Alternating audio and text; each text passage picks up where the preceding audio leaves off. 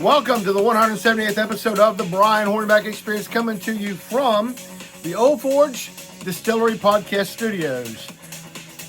That is Gasoline and Vertebrate. You can find them on most streaming music platforms. That is their tune, Move to Knoxville. I do have permission from them to use that as an intro and an outro for the Brian Hornback Experience. This is episode 178. It's been about 4 weeks since I've been on. I will tell you that later today I'll be not in the Old Forge Distillery Podcast Studios, but I'll be out on location talking with one of our elected officials. So look forward to that. That'll be 179. But anyway, I wanted to talk about Knox County Schools. A lot of stuff's been going on with Knox County Schools over the last 4 weeks. First of all, our legislature started in mid-January.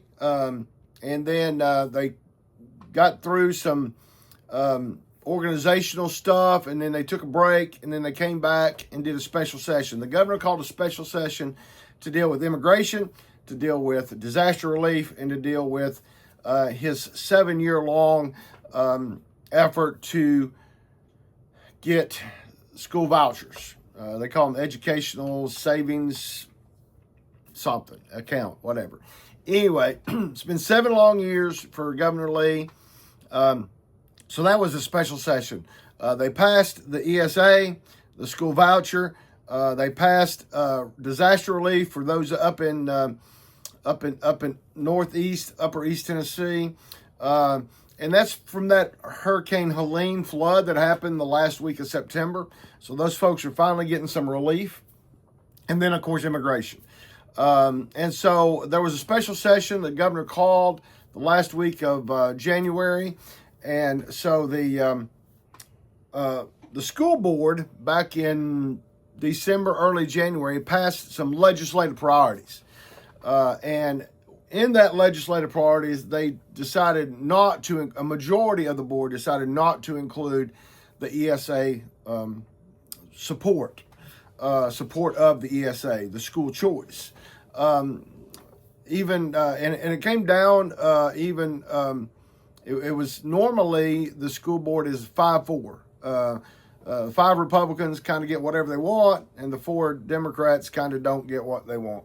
But on that particular vote, you had 3 board members, the chair, the vice chair, and 1 other member who voted for support of the vouchers, and you had a couple other members that didn't, either voted no or passed. So it didn't pass. And so as the special session began, the school board chair ended up in Nashville along with an assistant principal of a local private school. And they both were on a 6-person panel to testify on behalf of the school vouchers bill. And then it ultimately did pass. I think they may have testified, if my memory serves me right, they may have testified like on a Tuesday, and the bill passed on Thursday, if my memory is good. Anyway, so it passed. There's been a lot of discussion over the last 3 weeks about the board chair going there. She did in her introduction say that she was there as a parent, and that she did serve as the chair of the school board. It probably would have been, in my opinion, it probably would have been better for her to have had someone on the panel, particularly in the House, the Education Committee in the House, to ask her of her position within government. But that's water under the bridge. That's hindsight 2020. But anyway, so she's come under fire over the last several weeks, both primarily from folks who are educators, who are involved in education on Facebook, a group called Speak. And so she's been constantly, since that Friday after the bill passed, she had not posted anything on her Facebook until after the bill passed. And then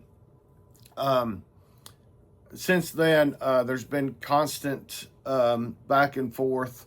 And so She appeared on Channel 6 on Sunday, February the 16th, just yesterday. I'm doing this on February 17th, Monday. It's President's Day, so I have some extra time here in the Old Forge Distillery Podcast Studios to do a podcast. And so I've been wanting to talk about the school system, and so that has been going on. So here we are now. This is the third week since that bill passed, and the school board chair is still under fire and still defending her action. Really, she's just saying that she's being attacked. The county commissioner in her area has gone to Facebook, gone to the board chair's Facebook, and it's made for interesting blog material. I have not chosen to blog about the issue yet. There's some numbers that I'm getting from the school system, from individuals that are tied to central office who can get me some information to fact check some of those numbers. So working on that. Remember, we have a couple of charter schools in Knoxville. We have the Emerald Academy. It's been around for a while. And then we also have Knoxville Preparatory School. Preparatory School is a male-only school, and it's in its, I think it's only in its first year this year. Anyway, so here we are. But we will see how all that shakes out. Again, there'll be more to come. I'm sure this issue is not going to die down anytime soon. Also, last week, the superintendent of schools, back sometime in the summer, the chief of security who had come here from California had resigned. Still some speculation on how that happened or why that happened. It was on the heels of some threats that had happened at Halls High School and Gibbs High School and some other schools. But he left. So they named an interim security chief. Well, just this last week, they have named yet another chief of security. And guess what? It's coming from California. Carlo I'll screw this up. Granilio, I guess, was appointed. It's going to be effective March of 2025. So there's still about another 2 weeks left. He started his career in law enforcement in 1994. Yes, I'm reading from the administrative appointment. Working as a reserve police officer, reserve sergeant with the Colton Police Department in California. He became a sworn police officer in 1995 and joined the Fontana Police Department in 2001. He's worked as a patrol officer, crime scene investigator, canine officer, and police corporal detective. In 2006, he was promoted to police sergeant, overseeing the bike and the narcotics units, and later internal affairs. He was promoted to police lieutenant in 2014. That's about 10 years ago, where he served for 10 years, leading several units within all three divisions in the department. In January 25, he retired as chief of police for the Fontana Unified School District. He holds a bachelor's degree in workforce education development from Southern Illinois University. He also holds several advanced certifications in law enforcement, public safety, management, and leadership. You know, it really begs the question: why are we going to California? Schools? I posted this press release on my Facebook socials. If you're on Facebook, brianhornback.com is a page where all of my stories get posted after they get published on brianhornback.com. This morning, someone posted a comment that said, apparently the Don't California My Tennessee is lost on the schools. Again, I think Dr. Reiswick really needs to, I think on the same grounds that there was scrutiny of the search for a police chief, I think it would be transparent of Dr. Reiswick to release the names of those who applied for chief of security and to explain how they came to that decision to bring us yet another Californian to the state of Tennessee. At the same time, they named Caleb Schaefnacher deputy chief of security, effective February 25. So I'm assuming the interim, Becky Wietrich, is out. The Deputy Chief of Security is obviously in. He joined Knox County Schools in 2013 as a security officer. Previously served in U.S. Air Force and Tennessee Air National Guard. Works as a firearms instructor and training staff member for Knox County Sheriff's Department Reserve Unit. Became a sergeant for the 5th District in the School Security Department in 2016, and later was named Lieutenant Operations and Training. He's currently captain of School Security Operations. Holds a bachelor's degree in Information Services, Homeland Security Management from Strayer University. So at least, I guess, we got the Deputy Chief of Security as a hometown guy, right? Then let's also, they've been pretty busy doing some administrative appointments recently, because the last one that had been done before now was one in November 1st. That's when they named Becky Wietrich as the appointed interim chief of security. So anyway, some things going on up in East Knox County. Michelle Wolfenbarger has been appointed interim principal of Carter Elementary School effective February 2025. She joined Knox County Schools in 2001 as a teacher of Adrian Burnett. She taught at Carter Elementary, Holston Middle, worked as an instructional coach and TAP master teacher at Ritta Elementary. She was selected as part of the Leadership Academy in 2014 and placed at Bricky McLeod Elementary as an assistant principal. She was named assistant principal of Adrian Burnett Elementary in 2015 and principal in 2016. In 2020, she joined the National Institute for Excellence in Teaching as a senior specialist, and later became director of the NIET's Literacy Implementation Network. She's currently an instructional coach at Ball Camp, a position that she began in 2024. So she wasn't at Ball Camp very long, probably from August until now. Ms. Wolfenbarger holds a bachelor's degree with concentration in elementary education, a master's degree in teaching elementary education, and an education specialist degree, all from the University of Tennessee. Seems to be another hometown person. Sounds like she might have went through the building process at Adrian Burnett.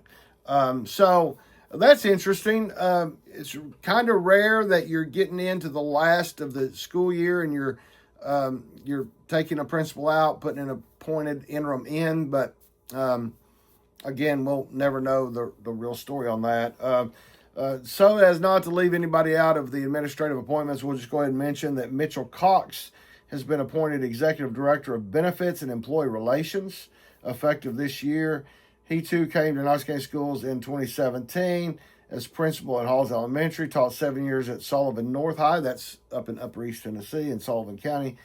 And 2019, he was named principal Cedar Bluff Elementary and served as supervisor of employee relations, and later served as supervisor of employee relations. In 23, he was named principal Hardin Valley Academy. Currently serves as director of employee relations. So there's some moving around there. Let's see. He does have a bachelor's degree in history from ETSU, East Tennessee State University. A master's in curriculum instruction and assessment from Walden University, educational leadership license from Union College. And last but certainly not least, in the administrative appointments for Knox County Schools is Ashley Huffaker, appointed Executive Director of Staffing and Compensation for Knox County Schools effective February 2025. She joined Knox County Schools in 2009 as a human resource specialist. Previously worked as administrative secretary and file room manager for KCS while pursuing her degree. In 2011, she became human resources team lead and later was named the district's insurance manager. She was appointed staffing supervisor in 2017, is currently director of benefits and HR operations. She holds a bachelor's degree in human resources from the University of Tennessee. So all that to say, been a lot of stuff going on after the Christmas break with Knox County Schools. The superintendent got a unanimous contract extension within the last month after his successful review by the board.